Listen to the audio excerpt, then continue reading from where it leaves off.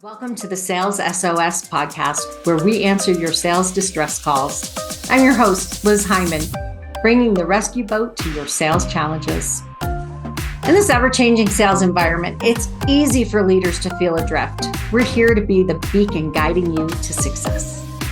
Each episode, I'm joined by top sales experts and practitioners who have navigated this waters and come out victorious. Together, we'll uncover the insights and strategies that will help you hit your sales targets and grow your business.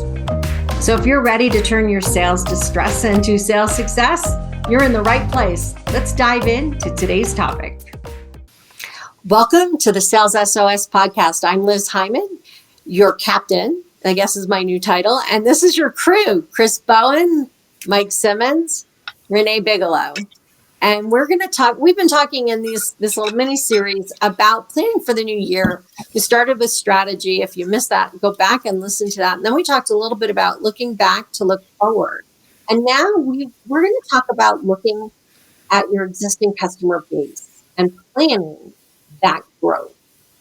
I think that it's an area that we really miss out. I know that when I walk into companies and I start looking at where is their revenue coming from? If it's a $40 million company, I can often find $5 million worth of revenue sitting in their strategic or largest accounts that they're not strategically pursuing. But, Renee is a master of how do you grow your existing customer base? Because this is what the data shows us. The easiest sales that you will ever make are through happy customers. So you have to have happy customers, and then you need to leverage that. The second easiest sale that you can make, shortest sales cycle, most likely chance that it will close, is to a referral, which comes from happy customers, or from a referral, a company that works with happy customers. And then the hardest is cold call.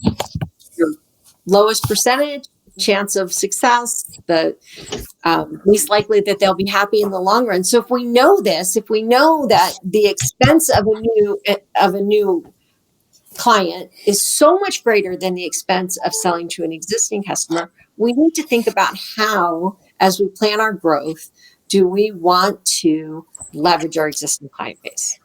So we have about 20 minutes, you guys, to master selling to your existing client base, which I think Renee could spend hours and hours and hours talking about. So Renee, I'm going to let you start. Yeah. So we just talked in our last episode about one of the most critical things when things aren't working is to recognize that you need to invest in a new form of strategy, right? Before things are too down, right? And I'll expand on why I say that. Is there's an incredible amount of energy, right, in the world. I mean, like if I get all scientific or whatever, like things that hold energy, right?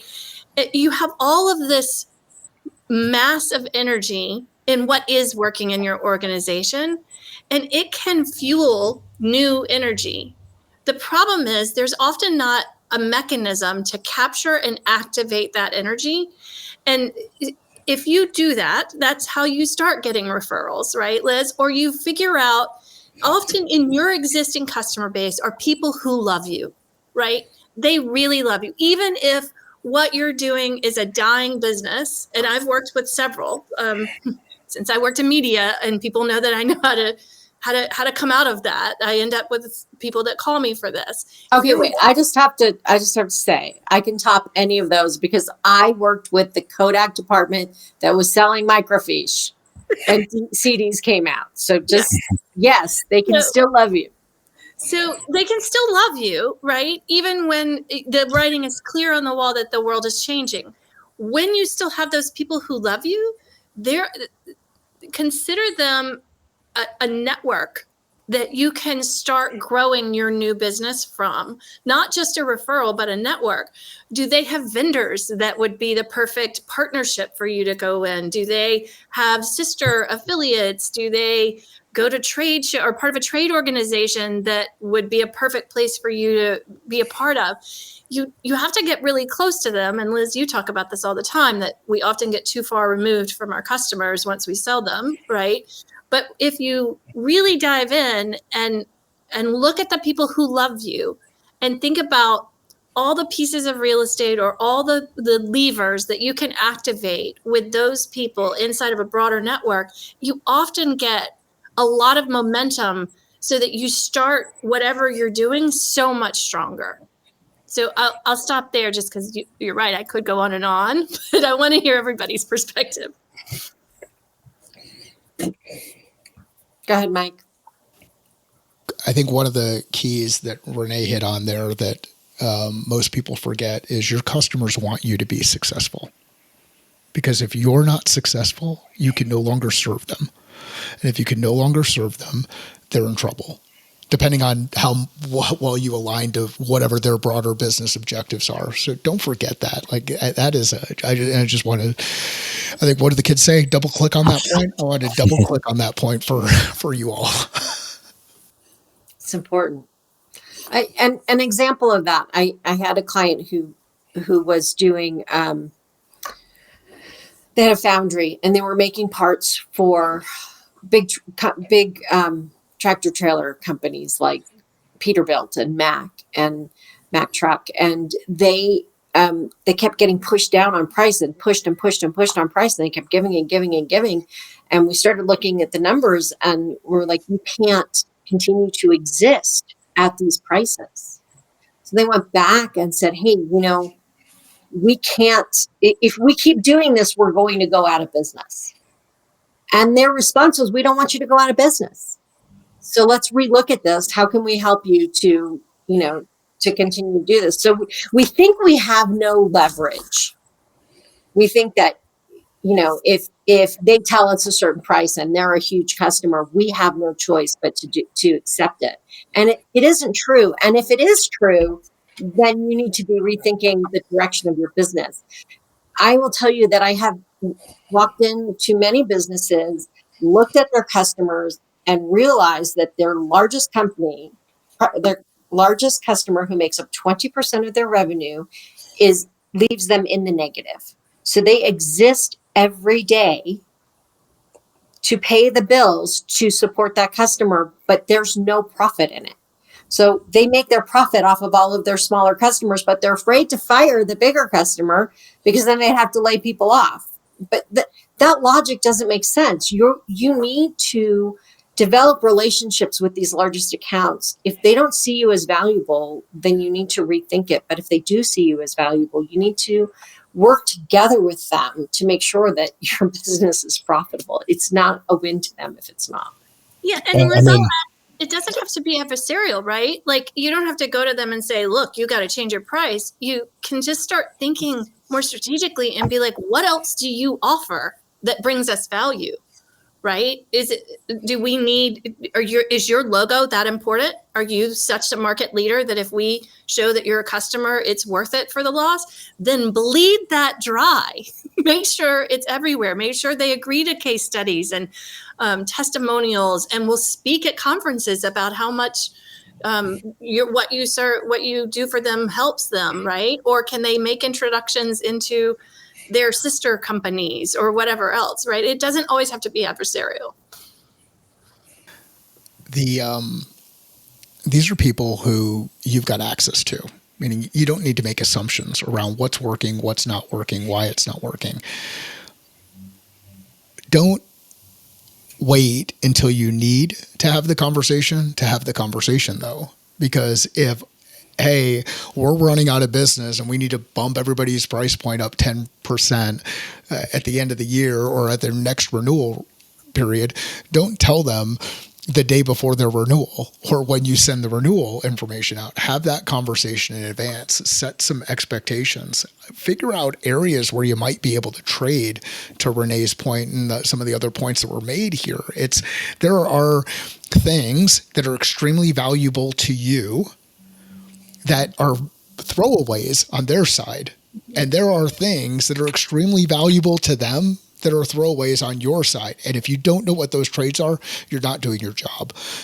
Go out there and ask questions. And if you ask questions and listen and engage with people in a way that doesn't make your problem the customer's problem, it's amazing what will end up happening in those conversations. ask the question, pause, listen to the answer, and then go deeper into the answer. Don't go looking for the thing that you want to hear. Be careful about the assumptions that you make, and you go through that process. I'm going to get off my soapbox. Well, I think it ties into another important point, which is what Renee said earlier, which is those relationships that we have with these very large accounts are really critical. You don't just serve them, you have to partner with them.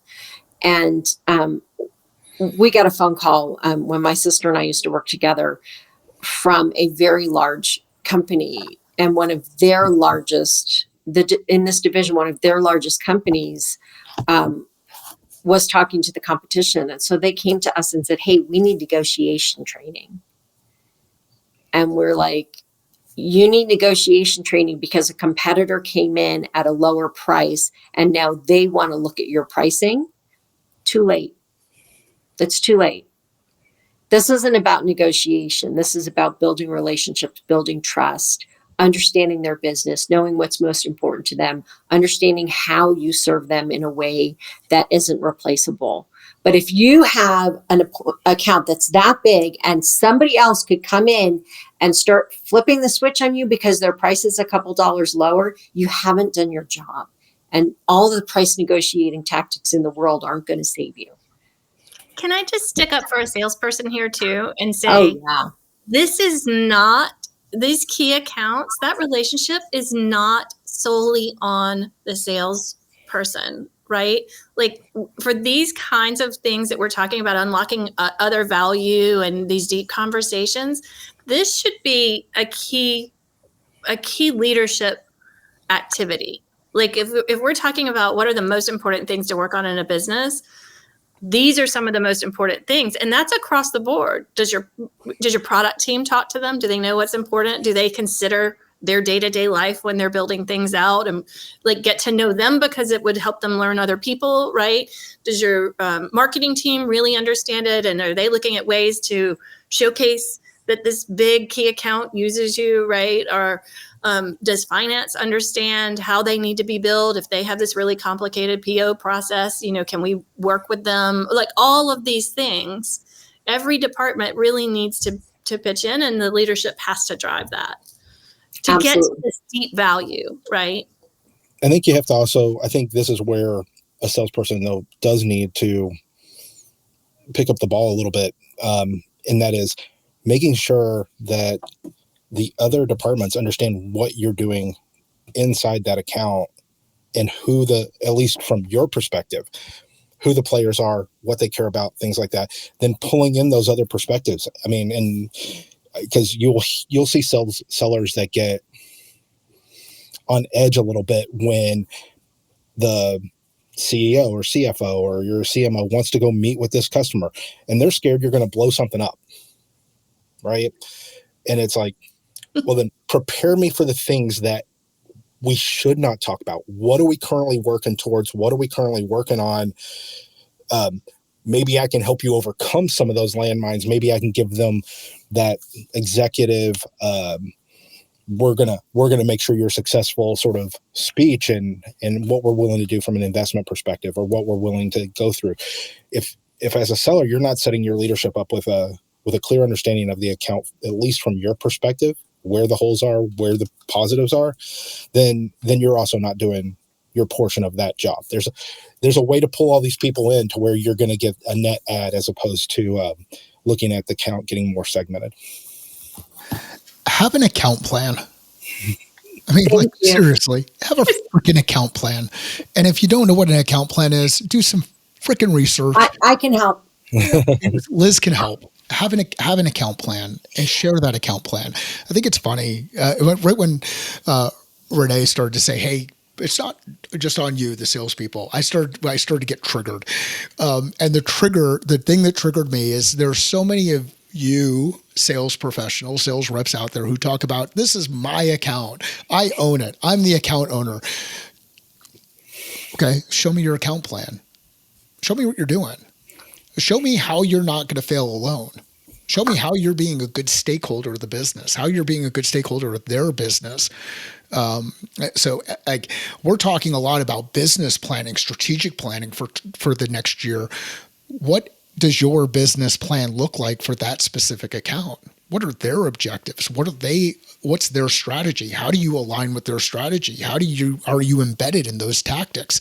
These are things that you can do inside your account base and not sit back and wait for your leadership inside your organization to do it on your behalf. Take some frickin' ownership.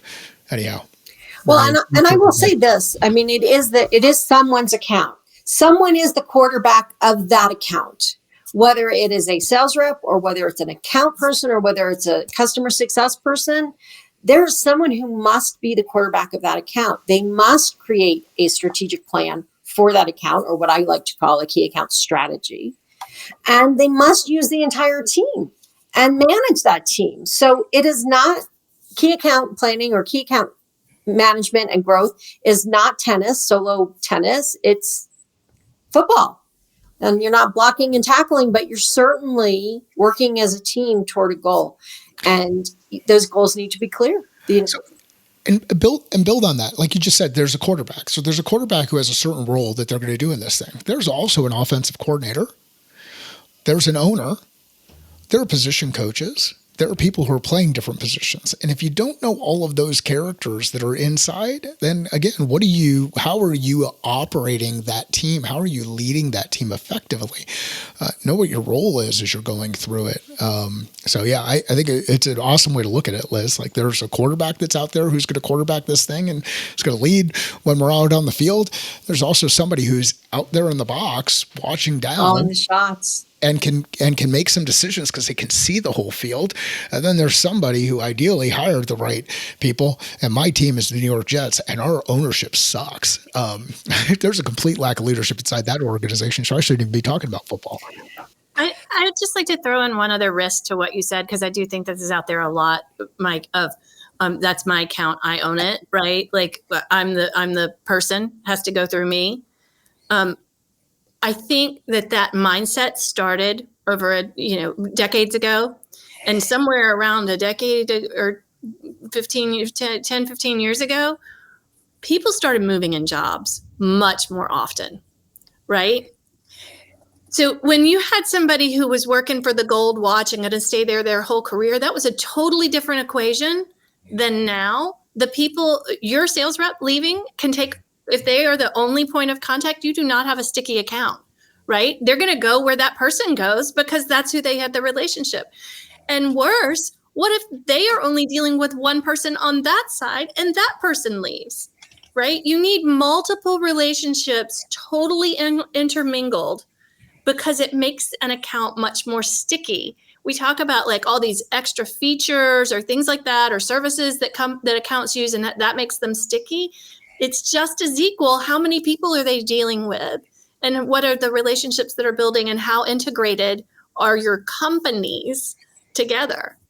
Absolutely. Go back and re-listen to that, because Renee just described what multi-threading is. And a lot of people are out there passing on bullshit about you need to multi-thread, but nobody describes it as simply as Renee just talked through it. Like that is multi-threading. Networking, building that network, building a plan, figuring out where the integration points are, pulling those things together, starting to pull on things like that is multi-threading. And a lot of people are out there talking about this, but they have no clue what it means. They think it's, hey, let me go find a couple of other contacts I can talk to. Hold on. Let's see. No, so if you want to make it, there's a really simple way to start this process. And that is to make a list of all of the people in the company that you know, and all of the people in the company that you should know. Then look at all of the people in your company and figure out who is the owner of which relationships, who and what should they be doing with those relationships. Some of those relationships are really good. Some of those relationships are really bad. So what do we need to do to improve the bad relationships? What do we need to do to win people on our side? What do we need to do to keep people happy? Start with a list, you guys. Start with a list. Assign people to that list and come up with a plan for, oh my goodness, a plan for that relationship. What do we need to do to keep them better informed? What do we need to do to make sure that there are no mistakes? What do we need to do with that person to improve communication? These things are important. Go ahead, Chris. I had a thought and then it went away, but It went away. The bell took it went away when my dad called. Say it by the bell. So what it let's is. do something else for a second. One last thing that I want to talk about before we get off this topic is one of my favorite things is white space mapping. And I think it's a word that a lot of people, they're like, what on earth? And it's the simplest thing. And it makes things so clear. If you take a list of your clients, you could just start with your top 5 clients, your biggest clients, and make a list of all the departments on one side and all of your products or all of your products down on the vertical, and white space map it. They buy this from us and they're happy. They buy this from us and they're not happy. They buy this from our competitor and they're happy or they're not happy. They don't buy this from anybody. They make do with this, right? So you have what essentially it starts as a white map. You start filling it in and you look at all the white space. All that white space is potential for the future in a lot of your clients. And you can do that with an entire list. You could take an entire list of your clients and maybe cut off the last third of it because those are such small clients, it doesn't matter, and start looking for growth opportunities. Who's buying what? And you'll learn really interesting patterns when you do it. So I had one client that we did this with, and they kept telling me, we're going to sell into automotive. We're going to sell into automotive. So we did this white space map. We looked at we sorted it by industry. And I said, well, it's really interesting because all of your auto companies buy one product. But look at, and I forget what the other company was. I'm look at these. These companies buy almost all of your products for all of their employees. So why don't we go find more of these? And it completely shifted their strategy because they had a better understanding of what they had. White space mapping I think it's really fun. I think it opens up your eyes to things you didn't realize. And it's I don't know. I think it's really a fun thing to do. So if you haven't done it, now's a good time to start thinking about white space mapping. All right. Any last thoughts on growing our existing accounts? I think my one last thought is you need a plan.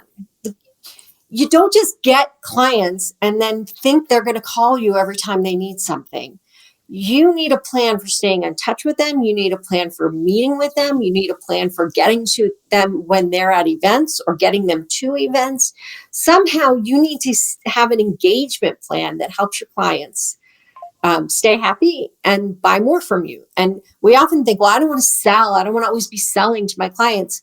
But if they have a problem and you're not there and ready to solve it, they're going to find somebody else to do it. So don't think about you're always selling to them. Think about you're always solving with them. And how do you create a strategy to be doing that? Liz, can I leave this topic on an anecdote? First of all, I'd like to share something from our conversations. When Liz and I are talking just together, often it's about our accounts. So we work together on some accounts. One line that we must say once every couple of months is that there are billions of dollars in unrecognized revenue out in the economy that are going unrecognized because people aren't managing these accounts well. Like, it's so much easier to sell to people who already not only know you but love you if you get these deeper relationships, right? And the one anecdote, we're on an account that Liz and I worked together. We got deeper with, worked with them to get deeper in some of them, and even just in doing an interview for a success story. Right? Like, we realized that this was the perfect person to give a success story because they loved us so much. In that interview, because I understood the goal, we got them talking more and found out that they could double the amount of people using the service that they had never thought about before, right? Because they were only thinking about this one solution that they had been buying and thinking of it in like the old way and not in a new way where more employees could benefit from it. And that was in one conversation by doing this sort of thing, right? Doubling that account. So, I mean, it really is a massive amount of unrecognized revenue just waiting for this.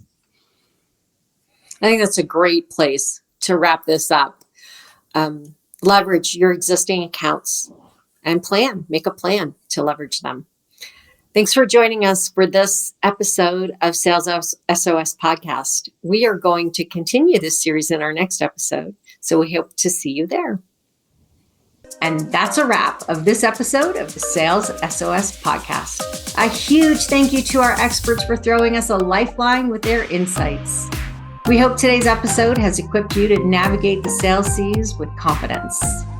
Never miss an episode. Subscribe to the Sales SOS Podcast on your favorite platform. If you have questions, comments, or topics you'd like us to explore, join us live on LinkedIn every second Friday, or share your questions on YouTube or LinkedIn. Until next time, keep sailing towards those sales goals. I'm Liz Hyman, your captain here at the Sales SOS Podcast, saying smooth sailing and successful selling.